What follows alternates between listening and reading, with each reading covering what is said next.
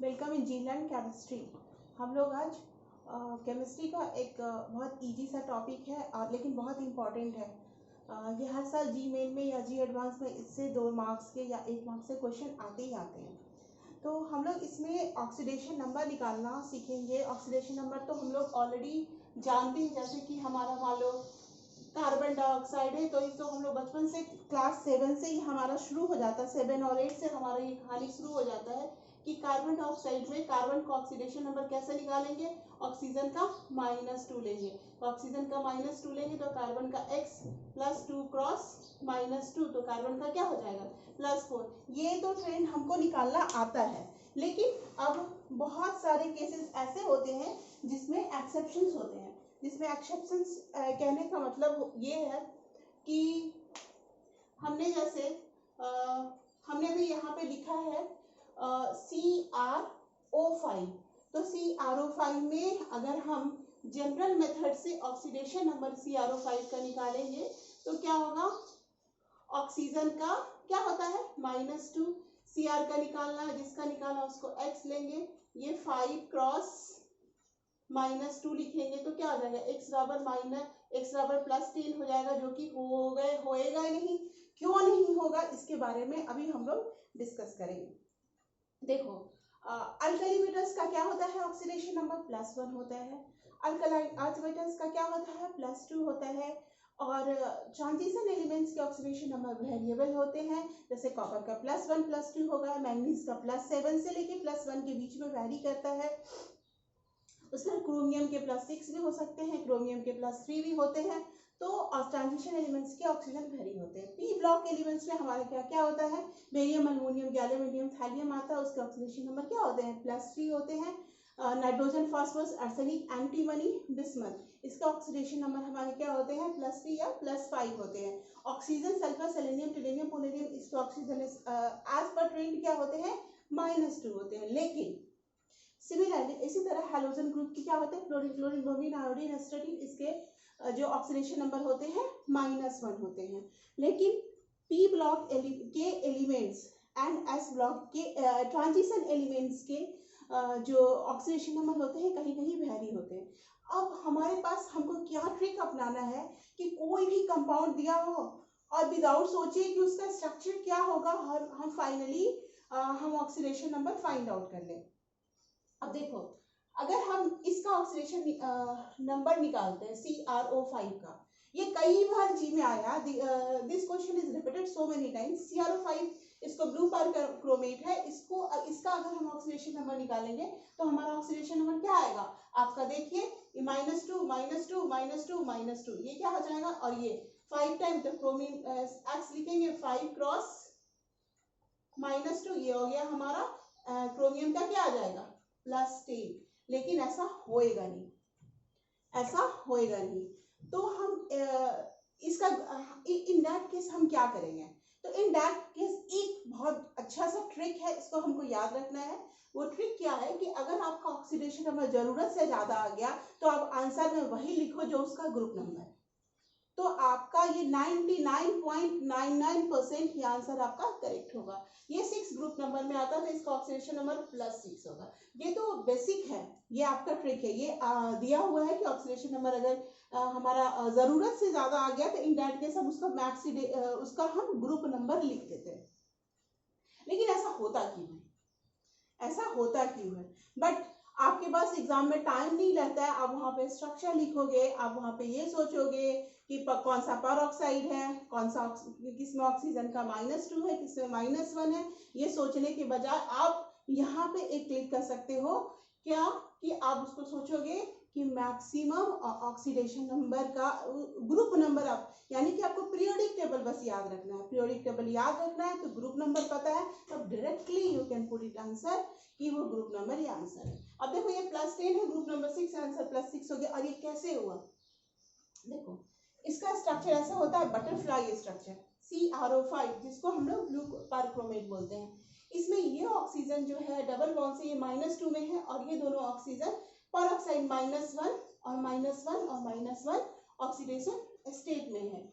तो आप अगर हम इसके इस तरह से हम अगर इसको यूज करें तो X -1 के स्टेट में कितना है 4, 4 क्रॉस -1 और -2, ये कितना हो गया 0, x बराबर +6 आ गया, यानी कि क्रोमियम का ऑक्सीडेशन नंबर +6 है। लेकिन हमारे पास क्या ट्रिक है, what is the group number 6, our answer is 6। और अब इसी तरह हम ये एक एक्सेप्शन है। एक्सेप्शन नंबर 2 पे आते हैं। हमारा एक्सेप्शन नंबर ये 2 है। एक्सेप्शन नंबर 2 क्या है कि अगर हमारा H2, चलो इसको हम लोग मिटाते हैं। हाँ, ये हमारा कंपाउंड क्या है H2SO5, इसको परऑक्सी सल्फ्यूरिक एसिड बोलते हैं। और ये H2SO5 का है, H2SO5 है हमारा कंपाउंड है। इसमें अगर आप H2SO5, इसका अगर में हमको S का ऑक्सीडेशन फाइंड आउट करना है तो हम क्या निकालेंगे, 2 cross 1 plus x plus 5 cross -2, तो हमारा क्या आ गया 2 plus x minus 10 is equal to 0, x minus 8 is equal to 0, x का 8।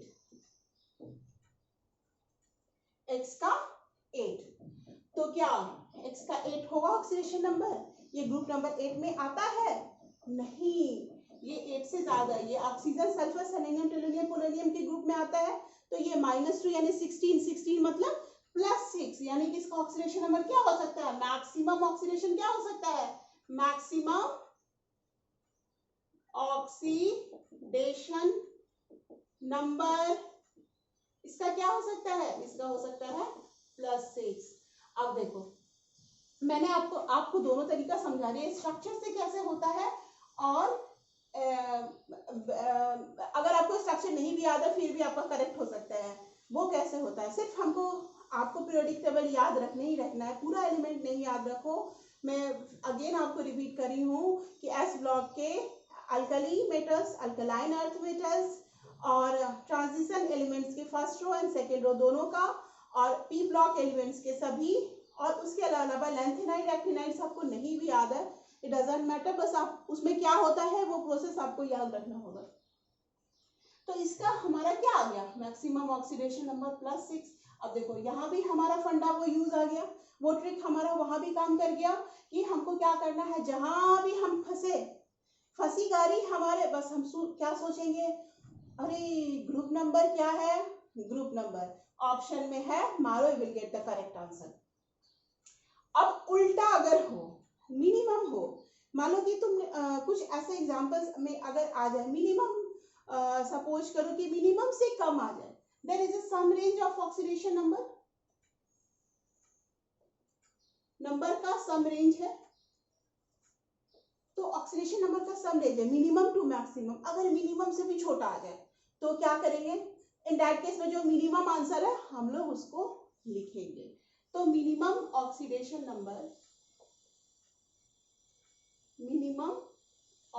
नंबर में हम लोग क्या करेंगे, जो ग्रुप नंबर है उसमें हम लोग 8 से, ग्रुप नंबर -8 से सब्ट्रैक्ट करेंगे तो हम लोग को minimum oxidation number find out हो जाएगा।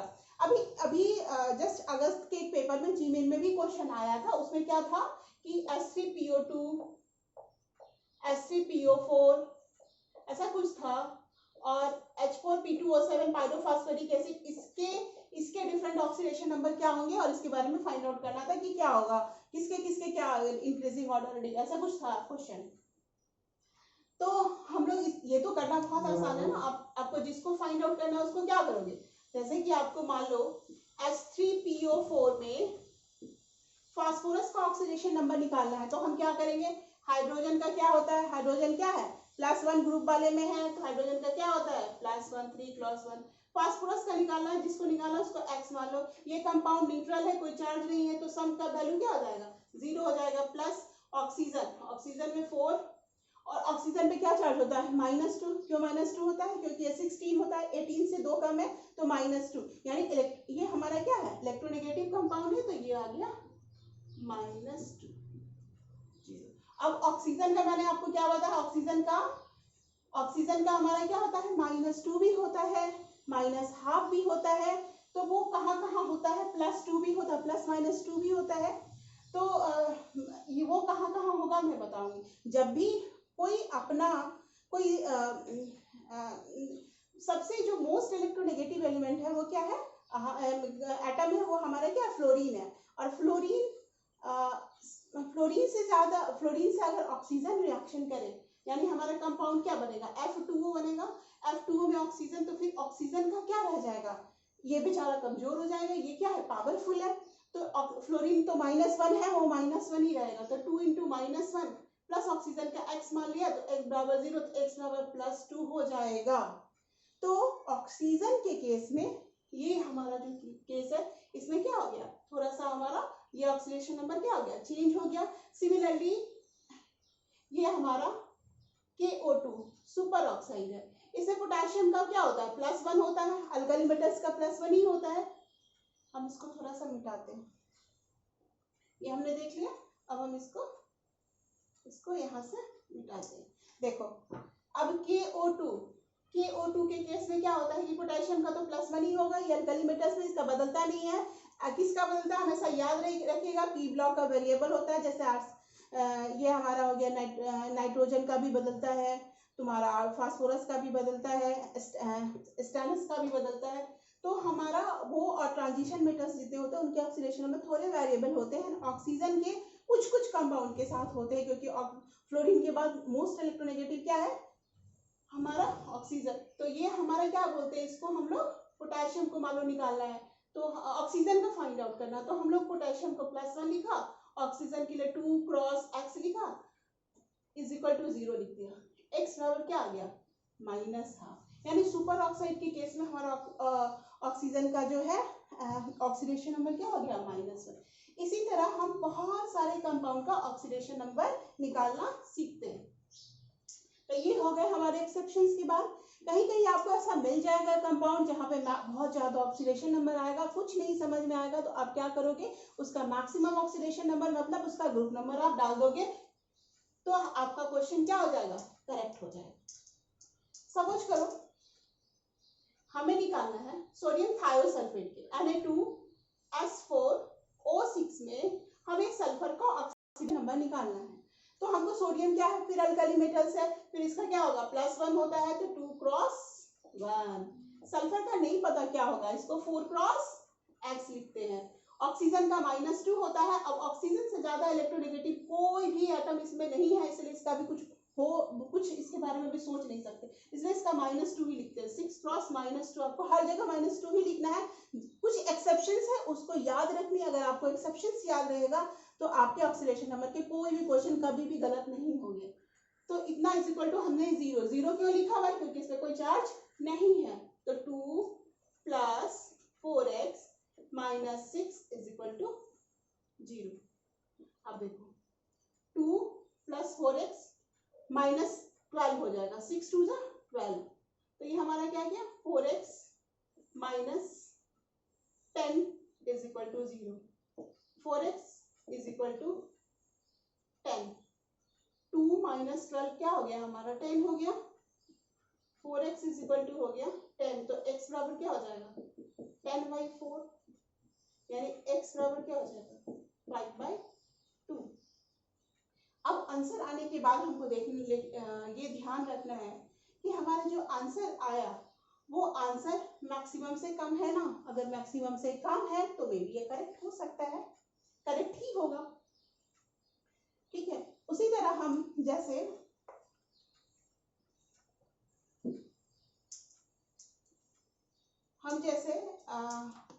अच्छा ये याद रखिएगा एक्सेप्शंस के केस में ऑस्मियम, जेनॉन, रुथेनियम, इसका मैक्सिमम ऑक्सीडेशन स्टेट क्या होता है, +8। मैक्सिमम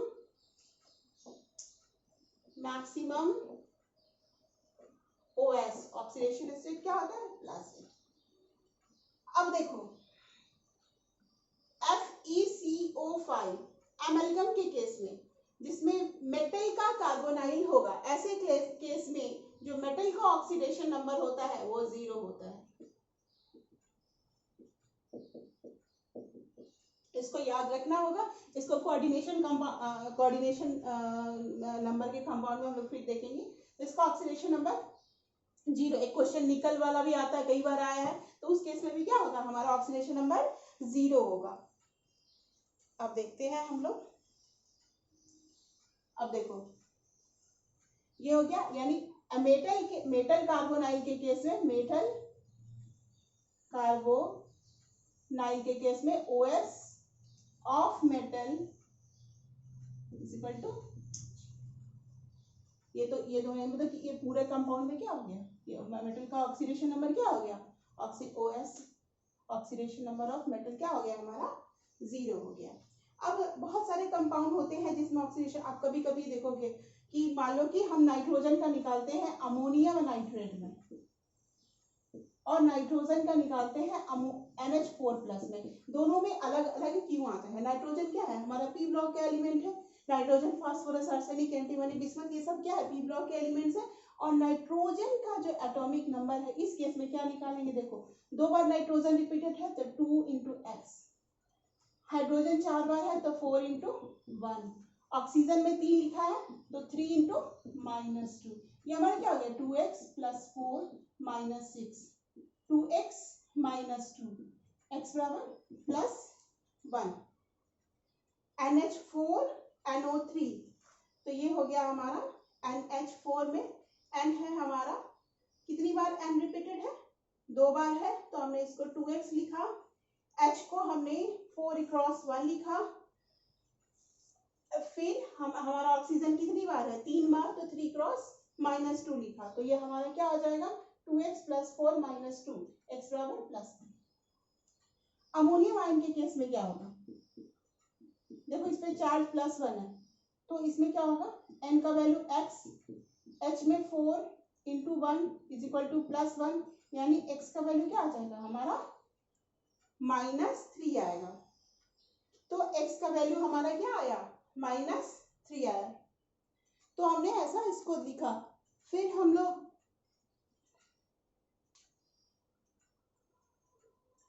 मान लो कि अब हमारे पास ऐसा कंपाउंड हो NaNO3,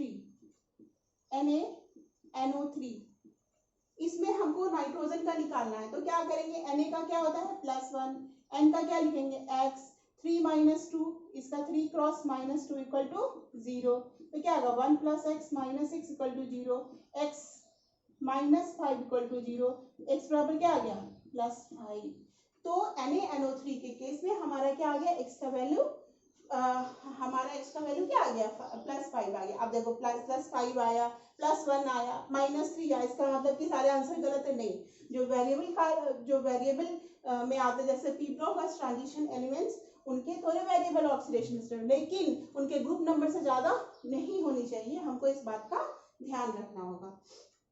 अब देखो इसको हम लोग रब करते हैं। अब एक है हमारा Na2FeCN5NO, इसमें हमको आयरन का ऑक्सीडेशन नंबर निकालना है, तो कैसे निकालेंगे, ये हम लोग आगे भी पढ़ेंगे, जब हम लोग कोऑर्डिनेशन कंपाउंड पढ़ेंगे तो उसमें सारा डिटेल पढ़ेंगे कि कैसे ऑक्सीडेशन नंबर निकालते हैं। बट आपको एग्जाम देने के लिए एक ट्रिक हमेशा याद रखना, ऑक्सीडेशन नंबर नहीं आया, बियर्ड आया या ज्यादा आया, बियर्ड आया नहीं मतलब ज्यादा आया, उसके ग्रुप नंबर से ज्यादा आया, तो आंसर क्या लिख दोगे, ग्रुप नंबर लिख दोगे, और नहीं तो अगर आपको स्ट्रक्चर याद है तो आप डायरेक्टली भी लिख सकते हो। अब देखो Na2FeCN5NO में क्या होगा 2 × 1, Na प्लस में रहता है, Fe का निकालना है x, Cn का क्या होता है HCN में क्या होता है H प्लस Cn माइनस, तो Cn का क्या होता है -1, तो 5 × -1। NO का क्या होता है, NO का होता है हमारा +1, तो ये होगा हमारा x - 3 + 1 = 0, x बराबर +2, तो आयरन का ऑक्सीडेशन नंबर हमारा क्या आ गया +2। इसी तरह हम कोई भी कंपाउंड रहेगा उसका ऑक्सीडेशन नंबर बहुत इजीली निकाल देते हैं, सिर्फ एक्सेप्शन को आप हमेशा याद रखोगे, एक्सेप्शन को याद रखोगे तो ऑक्सीडेशन नंबर निकालने के लिए कोई भी कंपाउंड का गलत नहीं होगा। Thank you.